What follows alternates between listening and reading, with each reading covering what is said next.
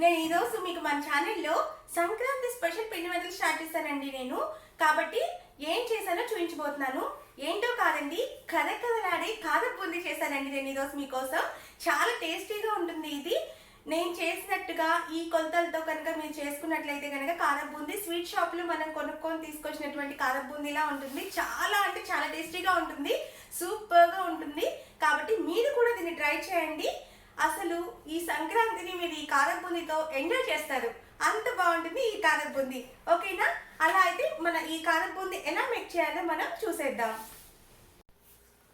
మన కారం బూందీ మేక్ చేసుకోవడానికి కావలసిన పదార్థాలు: 1 కప్పు శనగపిండి, అలాగే సాల్ట్ కొద్దిగా, 5 స్పూన్ల బియ్యపిండి, ధనియాల పొడి 1 స్పూను, అలాగే కారం తగినంత, చిన్నుల్లి రెబ్బలు 2, 1 టీ స్పూను జీలకర్ర పొడి,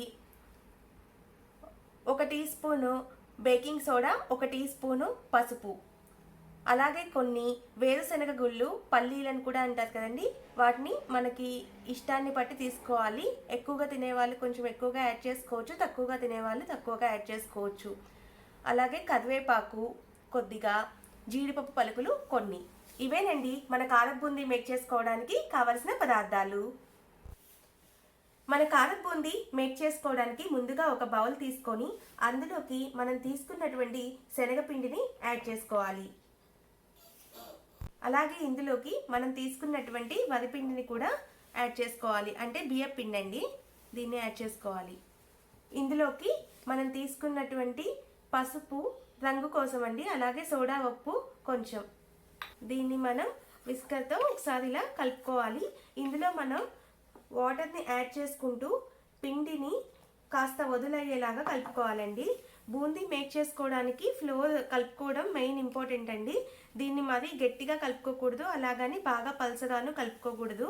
అలాగే పిండి ఉండలు లేకుండా కలుపుకోవాలి. ఇదిగోండి, ఇలా ఈ కన్సిస్టెన్సీ వచ్చేలాగా మనం చక్కగా కలుపుకోవాలి ఈ పిండి మొత్తాన్ని కూడాను. ఇదిగో చూడండి, మనం విస్కర్తో ఇలా పిండి అంటే ఇలా జారిపోతుంది కదండి, ఇలా ఉండాలన్నమాట కన్సిస్టెన్సీ. అప్పుడే మనకి బూందీ చక్కగా మేక్ చేసుకోవడానికి కుదురుతుంది. ఇదిగో మన కారం బూందీని మేక్ చేసుకోవడం కోసం ఫ్రై చేయాలి కదండి. మనం చేసుకున్నటువంటి ఫ్లోర్ని బూందీలాగా మేక్ చేసుకొని, దానికోసం మనం ముందుగా స్టవ్ మీద ప్యాన్ పెట్టుకొని ఇందులో డీప్ ఫ్రైకి సరిపడా ఆయిల్ని పెట్టాము. స్టవ్ ఆన్ చేస్తున్నాను. ఆయిల్ హీట్ ఎక్కేదాకా వెయిట్ చేయాలండి. ఇదిగోండి, ఆయిల్ హీట్ ఎక్కిందండి. ఇప్పుడు మనం దీంట్లోకి బూందీని వేసుకుందాము. ఇది బూందీని మేక్ చేసుకోవడానికి ఇదిగోండి బూందీ గెంటెలు అనేసి ఇలా ఉంటాయండి, వీటిని యూస్ చేస్తాము. ఇవి మార్కెట్లో అవైలబుల్గా ఉంటాయి, మనం తీసుకొని వాడుకోవచ్చు. లేదంటే కనుక మన ఇంట్లో చిల్లుల గెంటెలు ఉంటాయి కదండి, వాటిని కూడా వాడుకోవచ్చు. అయితే నేను ఇప్పుడు ఈ గెంటెని వాడుకొని బూందీని మేక్ చేస్తున్నానండి. చూడండి, ఇలా మనం ఈ గెంటెని ఇక్కడ పెట్టుకోవాలి, మన ప్యాన్ మీదకి ఉండేలాగాను. ఇప్పుడు దీంట్లోకి మనం ఒక గెంటెడు పిండిని తీసుకొని, ఆయిల్ బాగా హీట్ ఎక్కిందో లేదో చూసుకోవాలండి. బాగా హీట్ ఎక్కినప్పుడు మాత్రమే మనం ఈ పిండిని వేయాలి, ఎందుకంటే అప్పుడే బూందీ మనకి మంచిగా వస్తుంది. ఆయిల్ హీట్ ఎక్కిందండి, ఇప్పుడు మనం ఇందులోకి వేద్దాము.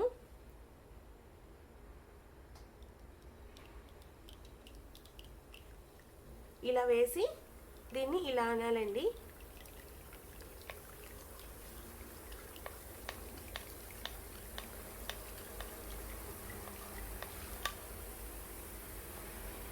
మన ప్యాన్ పెద్దది తీసుకున్నాం కాబట్టి మనం ఇంకొక గంట పిండిని పడుతుంది, కాబట్టి నేను ఇంకొక గంట పిండిని వేసుకొని ఇలా అంటున్నాను. యాక్చువల్గా ప్యాన్ సైజుని బట్టి మనం పిండిని తీసుకుంటూ ఉండాలండి.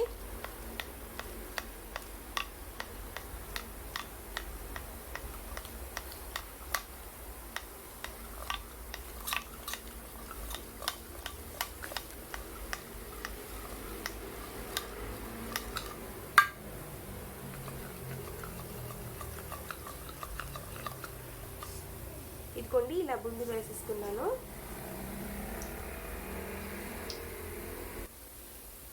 ఇదిగోండి, నేను ఇలా వేసుకున్నాను. ఇప్పుడు గంట తీసుకొని ఒకసారి మనం ఇలా కదిలిద్దాము ఈ బూందీని.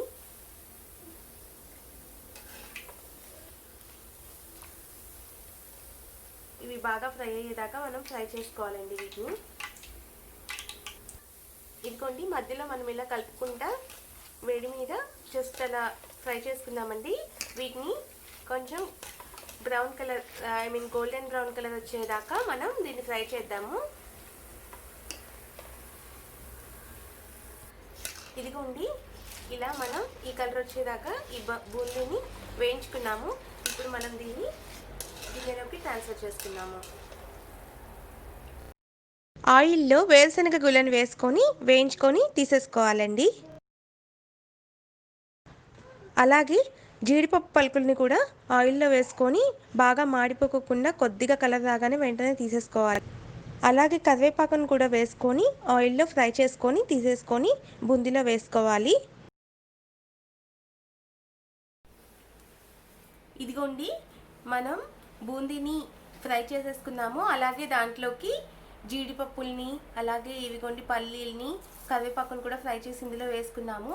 ఇప్పుడు కొద్దిగా వేడిగా ఉన్నప్పుడు మనం ఈ ఉప్పు కారం అలాగే ధనియాల పొడి ఇలాగే ఈ చిన్నులపాయలన్నింటినీ కలిపేద్దామండి. ఇప్పుడు చూడండి కాస్త హీట్గా ఉన్నప్పుడు కొంచెం గోరువెచ్చగా ఉన్నప్పుడే కలపాలి, అప్పుడే ఇందులో పడుతుంది అంతాను. ఇందులోకి తగినంత ఉప్పు అలాగే కారం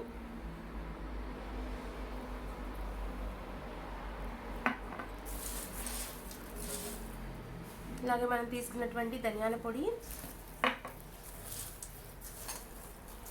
జీలకర్ర, చిన్నులపాయలని దంచి పెట్టుకున్నాం కదండి, దీన్ని కూడా వేసుకుందాము. చిన్నులపాయలు ఆప్షనల్ అండి, కొంతమంది వేసుకుంటారు కొంతమంది వేసుకోరు. ఇప్పుడు దీన్ని మొత్తాన్ని కూడా ఈ బూందీకి బాగా పట్టేలాగా చక్కగా కలుపుకోవాలి. అది కొంచెం గోరువెచ్చగా ఉన్నప్పుడు కలిపితే మాత్రమే మంచిగా బూందీకి పడుతుందండి. చల్లారిపోయిన తర్వాత అయితే అంత బాగా కలవవు.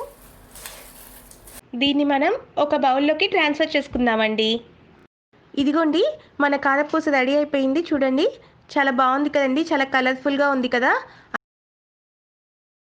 చూసేసారు కదండి మన కారపూస ఎలా ఉన్నాయి, చాలా కలర్ఫుల్గా ఉన్నాయి కదండి, చాలా కరకరలాడుతూ కూడా ఉన్నాయి. నేను టేస్ట్ చేశాను వాటిని, చాలా అంటే చాలా బాగున్నాయి. మీరు కూడా ఖచ్చితంగా దీన్ని ట్రై చేయండి. చాలా ఈజీగా చేసుకోవచ్చండి. పిండి వంటలు చేయడం రాని వాళ్ళు కూడాను దీన్ని చాలా అంటే చాలా ఈజీగా చేసుకోవచ్చు. చాలా ఈజీ రెసిపీ అండ్ నేను చాలా సింపుల్గా చెప్పాను కదండి. ఖచ్చితంగా ట్రై చేయండి. మీకు ఎలా వచ్చినాయో నాకు కామెంట్ చేసి చెప్పండి. నా వీడియో కనుక మీకు నచ్చినట్లయితే నా వీడియోని లైక్ చేయండి, షేర్ చేయండి, సబ్స్క్రైబ్ చేయండి. Thank you, bye.